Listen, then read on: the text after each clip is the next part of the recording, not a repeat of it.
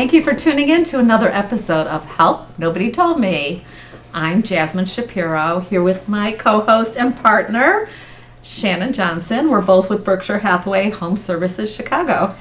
Absolutely. We're so excited to be here today with our guest, Jennifer Keeney. Jennifer is the Development Manager at the Alzheimer's Association Illinois chapter. Yes. And we're going to talk a little bit about the chapter, but mostly we're going to talk about the Alzheimer's Walk today, right? Because that's coming up fast and furious, right? Yes. So tell us a little bit about how you ended up at the Alzheimer's Association. Well, it's an interesting story. Back in the mid-2000s, my father developed dementia. He was never formally diagnosed. That's actually a lot of the problem for a lot of families. But ultimately, he passed away in 2014. At the time, I was doing human resources and also trying to help my mom and my sister with his care, and that was far away. He lived in central Illinois. And the irony was, a few weeks after we lost him, I was at a SHRM convention, so that's the Society of Human Resource Management, at DePaul University, and met a member of the Alzheimer's Association who was there talking about employee resources. And I thought to myself, well, that would have been really nice to have. Right. So at that time, I knew nothing about the Alzheimer's Association. Right. So I signed up to be a volunteer that day, and volunteered for many, many years with the association in various roles, and joined as staff about 4 years ago. It'll be 4 years in October. All right. And you are part of the sandwich generation, right? I am. So, like myself, we're dealing with aging parents and everything that goes with that, and we still have kids at home. Or yours, mine are at home. Yeah, Yep. at home. So it's a juggling act, and you want to be respectful of your parents, and you want to give everything you have to those growing babies at home while you still have them there before they fly the coop. So it's a struggle every day. Yes. And that's one of the reasons that we have this podcast, and we talk to people like you to see what resources are out there and what's going on. So, I know you mentioned your father. Yes. Had to mention. What were some of the first signs, some of the warnings that maybe you noticed or didn't notice? Well, it's interesting. So with my dad, it was his worst fear. He had seen the parents of his, so I have a half-sister with him, and her in-laws both had Alzheimer's. Okay. And he saw that happen, and it became kind of a little bit of an obsession with him. So we were actually quite lucky with my dad. My mom is a different story, which I'll share in a minute, where he knew it was happening. Oh. And he was very much communicative about it. So I think part of that was his personality of not being afraid to talk about, troubling things. My mom, on the other hand, who is living with dementia now, I think my sister and I almost kind of went into this denial period of this couldn't possibly happen twice, right? And so there were some things we saw in my mom that we really just chalked up to her personality, and this does happen for sure. I would think it would happen right? more often Like, than oh, not. mom, she's so stubborn. Oh, mom, she's so distrustful. Oh, mom, she's so, insert, whatever. So you start to just kind of say, oh, that's just them being, getting Right. older and being less filter. Or forgetfulness, right? Correct. Like we have to remember so much in this So day much. and age. So much. So it's like when you can't remember a name or a password, you start freaking out, like what's wrong with me? But there's a lot that we have to take in that we never had to in That's correct. days before. Yeah, absolutely. Yeah. So, I think a couple of the signs with her that when I look back on it now, it was really around saying things that seem very distrustful of people. That's actually paranoia, and being very, accusatory can be a symptom. Oh. She also, I was managing her grocery list from afar, because this was all happening during COVID, by the way. Ah. And so I was ordering her groceries for her, and I couldn't see her pantry, but she was ordering the same things over and over and over. So when we ultimately went to her apartment in the end, there was just stacks of the same thing. she would see things. She thought she was seeing bugs crawling in her apartment. It was shadows. But it was so distressful to her. And, you know, I kind of laughed it off a little bit, but I think those things in hindsight were definitely early signs. So was there a moment when it stopped being, oh, that's just mom, and okay, we have an issue here that we need to address? Yeah. I actually told somebody this story today. We had brought someone in. She was still living in independent living in a community, but we had brought somebody in to help with her medication. I won't go into that whole story, but you know, again, we brought in the person to support her. She was in her early 80s. You know, this is not unusual. And that person called me because she had built a relationship with my mom, and she said, "Something's wrong with mom." And I said, "Well, tell me what's going on." Very dismissive. You know, you don't want to hear it, right? She didn't wash her dishes. I knew. Oh. Everybody knows their person. Right. I think that's like a very important message. Right. People come up to our tables and things and they'll ask me a question. I'm like, you know your person better than I do. Is that unusual for them? Right. Because my mom would never leave a plate unwashed. And that's when I called my sister and said, we have another issue. So I'm so grateful to this wonderful person who took the time out of her day to say something's wrong. It would be like my mom not making her bed in the morning. Correct. And you know that about your mom, right? She makes the bed every morning. Yes. Doesn't matter what's going on. Someone else's bed too. Doesn't matter where she's sleeping. It's true. Right. It's true. So what happened next then? What did you do? Did you start, like, you knew from your father, or for people who are listening who have no idea, what do you do next? So she and I had a conversation, my sister and I, which was challenging in and of itself because people come from different perspectives around wanting to face something like this, right? But luckily, by then, I did have some resources because I was volunteering with the Alzheimer's Association. I think I was a little more equipped to say, okay, now we need to go have the doctor's appointment and do those type of things. Now, unfortunately, what happened next, which was unusual for us, is my mom actually got put in the hospital. She actually ended up getting COVID. She had a number of underlying things going on. So her diagnosis came through a very kind of interesting back channel from being hospitalized. Got it. And then luckily she was already living in a community where we had this option, and the care team worked with us to transition her into memory care. I could do a whole day on the podcast around the steps that took.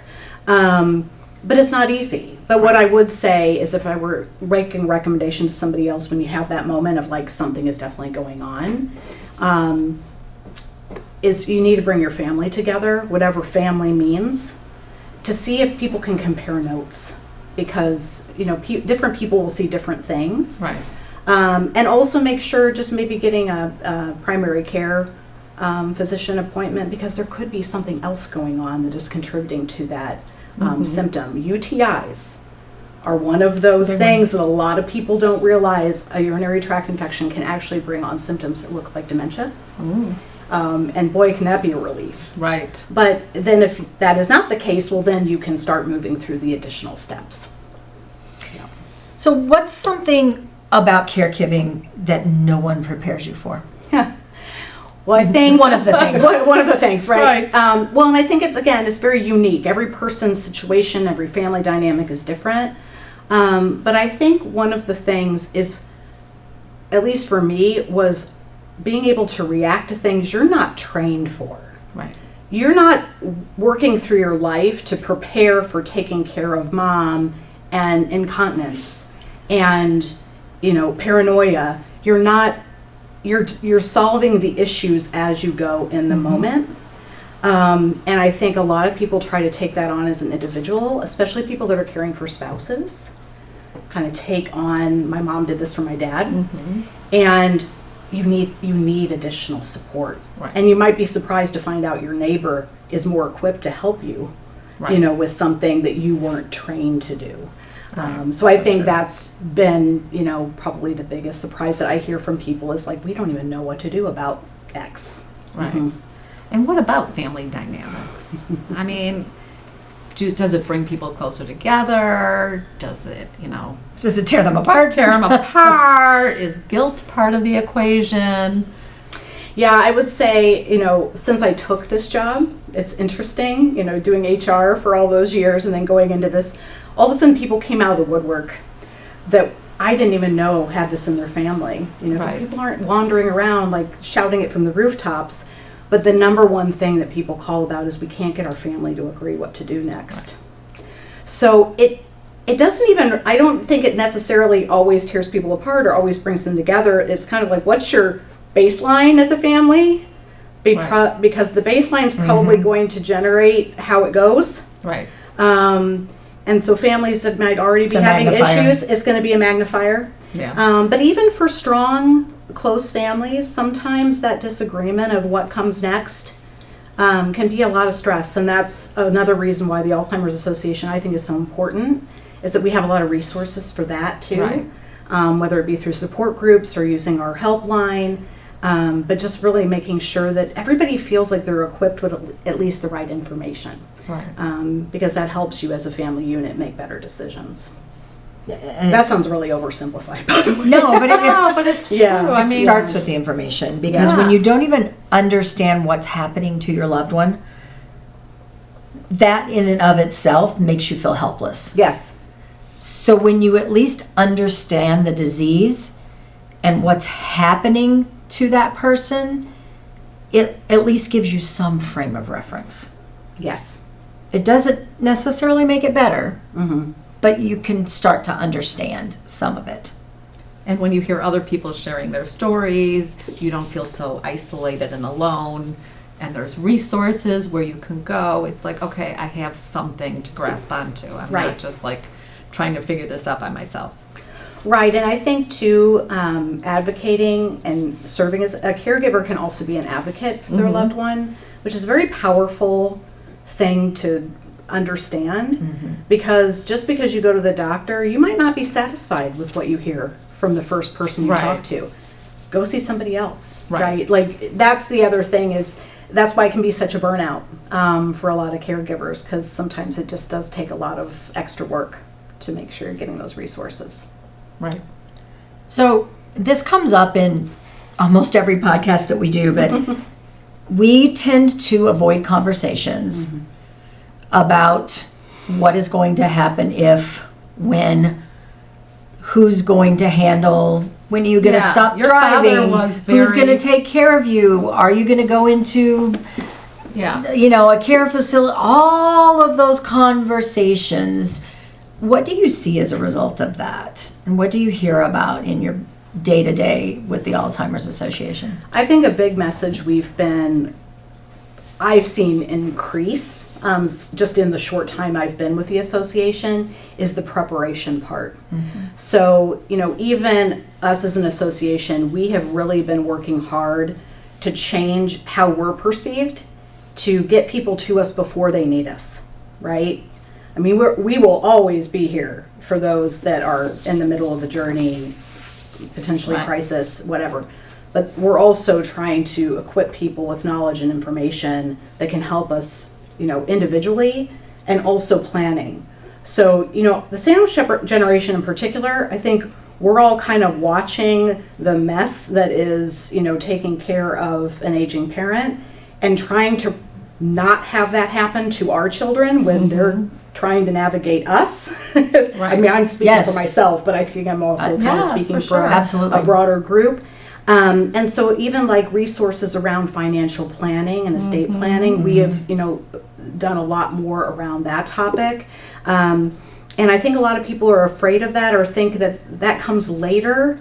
But putting time and energy into that definitely helps those that are going to be potentially caring for you. I mean, I know with my parents, even though my dad knew it was coming and we weren't necessarily afraid of the conversation, it was a mess when he left, because my mom had no visibility into the finances. She had her own little thing from a job she had, but she wasn't running the overall finances and medical coverage and things like that. So, he opened a credit card and she didn't know.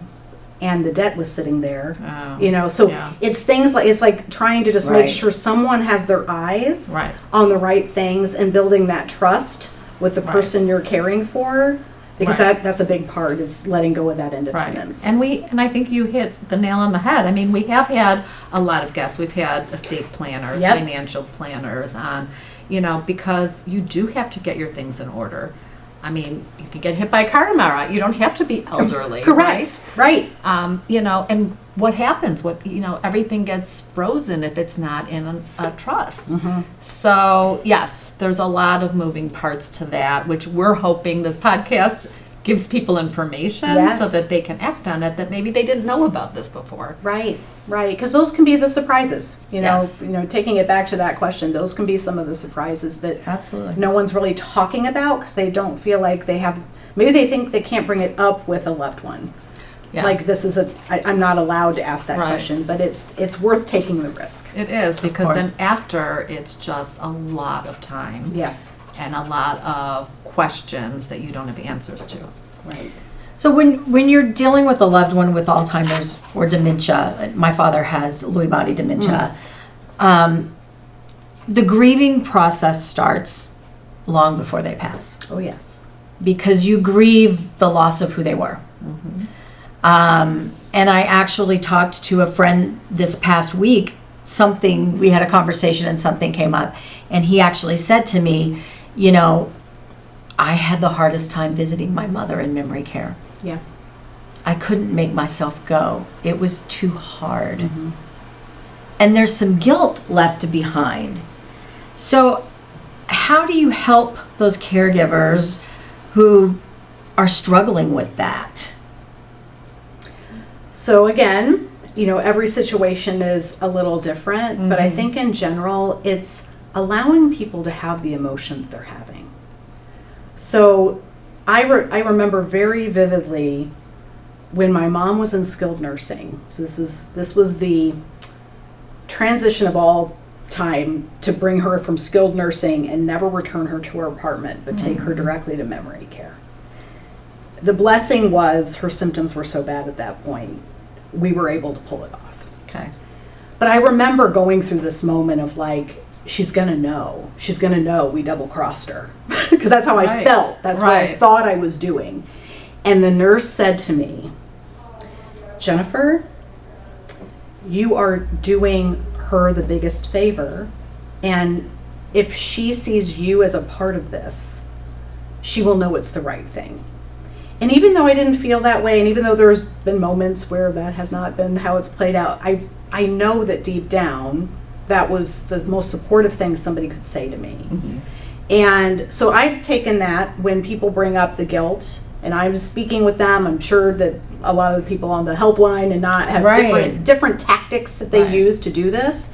But it's actually being okay with feeling that way, because this is Yeah. your loved one, right? You are going through grief, and these decisions are not easy. And in the end, it's about picking, kind of choosing the best thing that you know what to do with. Right. So it's complicated. It's not easy. But I even had somebody say to me once that when they moved their person into memory care, they were feeling very guilty about not going every day because it was too hard. Right. And one of the caregivers that worked there, I don't know if it was a nurse or a CNA or whatever, but said, that's why we're here. And you should never carry that guilt, because that's why we're here, is to help transition into this phase of your loved one's life. Okay. And kind of giving that permission, Yeah. right? That Yeah. permission to feel okay. So let's Yeah. talk about what are some of the things that scientists are learning about now with Alzheimer's, and the reason you're so passionate about the walk. Like, I want to get into all what's ahead. Well, it's interesting. When I started, less than 4 years ago, we couldn't say there were treatments. That's already changed. Like, I Wow. couldn't be here at a better time. I always say that. I'm like, boy, did I join at the right time. Because we are delivering a bigger message of hope than we've ever been able to do. Amazing. And so, we have, you take a few steps forward, there's been some medication, back and forth. There's always challenges in research. But to me, I met someone today at a senior event whose wife has early onset. He is, by the way, a scientist. So it was kind of a really interesting conversation. And she's going to start the infusion therapy that is now available. And so to me, the fact that we've entered the treatment space, that just starts accelerating you towards, the big cure word.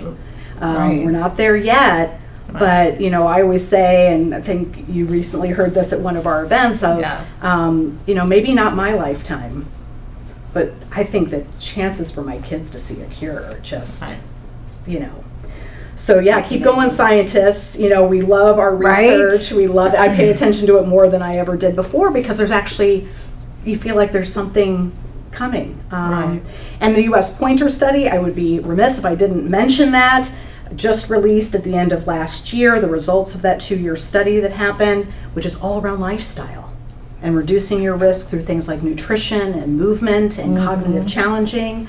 Once you go to our website, there will be a bunch of information on some new programming around that. I mean, these are all like things that we have a lot of control over. And so it's just really, really exciting. It's amazing. So what about the walk? Let's talk about the walk. So is that helping us get scientists to do research, the money that you're raising? Yes. What is the whole point of the walk? Yes, well, the walk has many different points. The first one being creating a community event for people to come to that we call the biggest support group of the year, right? Okay. So depending on which walk you go to, of different sizes and different communities, lots of, access to this event, over 600 of them across the country. Wow. So if we have listeners that are listening right now and want to participate, do they just go to your website? alz.org/walk, and you can put in your zip code and you'll find the nearest walk. And what's really great is our Promise Garden ceremony, which is kind of the central part of our walk. You will experience that at every walk. Okay. That's with the flowers. Yes, with our Promise Garden flowers. So yes, it is a fundraiser. Our goal is to raise money. It's really fun too, it's super fun. It is meant to be a celebration of the progress we've made, and also celebrating the people who have walked this journey, right? And it is a walk. We don't make anybody run. There's no timing. It's free to register. We do ask people to fundraise, of course, because that money does. A very large portion of it goes to our research, and it also supports our free community programming that I believe is covered on another podcast. Yes. And so, those things are made possible by our community members and our company partners and sponsors. So it's an incredible day. It is really an incredible thing. I mean, I had my first walk in Chicago, and then I transitioned to the Glenview walk with my family. I'm walking in honor of my dad at first, and now I walk in honor of my dad and my mom. And I did not mention, but my sister has vascular dementia. So it comes in all varieties. Yes. Right. Yeah. So what's the most emotional moment you've witnessed at one of these walks? There are a lot to choose from. The ones that I've personally experienced for myself, but I would say as I've been in this role where I manage these walks and I oversee what goes on behind the scenes. Last year we had 3 brothers who are caring for their mom, and I actually met them a few years ago, and so they've been involved with the walk for a long time. And I wasn't actually there, but I saw some pictures of it later. They took their mom on stage and serenaded her, and it was incredible. To just see the love pouring out of these, young adult men with this wonderful mother that they clearly adore. Yeah. Right. And that's what I mean. It's like it was not a depressing moment. This was a joyous moment to see these loved ones just rally around someone that's so important to them. So here in Illinois, I know there's 3 walks here in the Chicagoland area. There's even more. Those are just the ones Okay. we've talked about. But yes, there's 27 walks across Illinois. Okay. In the metro area, I'm going to get the number wrong if I just guess, but call it 7 or 8, depending on what you just kind of define as the metro area. And they're all, like I said, of different sizes and kind of types of locations. Everything from parks to parking lots. So we do a lot of different types of walks. And if somebody wanted to start a team, how hard is it? It's not hard at all. You find your walk through the walk website, alz.org/walk.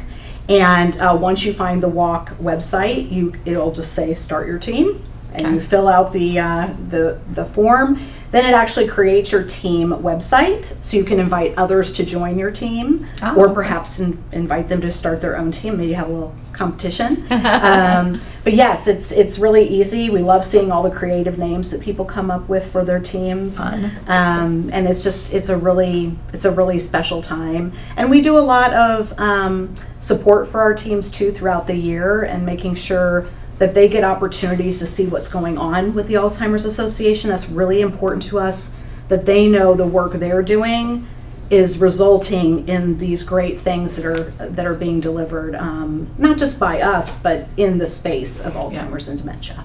Right. Yes. So Jasmine and I will be walking in the Libertyville Walk. Yeah, so our friend Rob has a team, and I was on his team last year. I think we'll probably join his team again this year. It's a strong team. It's a strong team, and we always have fun. So, yeah. Yeah. All right. So lightning round. Yeah. Ready. We'll fire them off real quick. One word that describes caregiving. Complicated. Oh, that's a good one. Hardest conversation families avoid. Finances. The biggest misconception about Alzheimer's. That it's an old person disease. Yeah, I think most people believe that. That is not the case. Okay, something caregivers desperately need more of. Acknowledgement and support. So much self-care, so much. One thing not to say to someone with dementia. Oh no, that's not right. That's not how don't you remember? One small act that means everything to caregivers. Thank you. And maybe a hug. Yeah. Maybe a hug. Most underrated form of self-care. Nature. Yeah. What gives you hope for the future? Seeing how our communities are coming together around this disease, that's changed a lot too. This used to be a very taboo subject. It still is in some ways, but I think that has changed significantly. It has definitely changed Yeah. a lot. Well, we enjoyed having you on. Thank you been a so much pleasure. for spending Thank your time you. with us. And if anybody wants to start a team or join a team, the walk is really great. It's 3 miles. Well, it depends on the walk. Okay. The Libertyville walk is about 3.5. Oh, so With a not shorter route available, don't worry. not all of them are a particular llength. No, Okay. they range anywhere from maybe 1.5 miles to 3.5. It really depends on the walk and where they're hosting it. And if you don't want to walk, you don't have to. There's Nope. plenty of volunteer opportunities. You get a really cool purple T-shirt. That's I think correct. you need a $100 Correct? donation. Yeah. So it's a great day to get out, and you feel like you're giving back to your community. Yes. And it's such a great organization. And as you said, they are making such strides.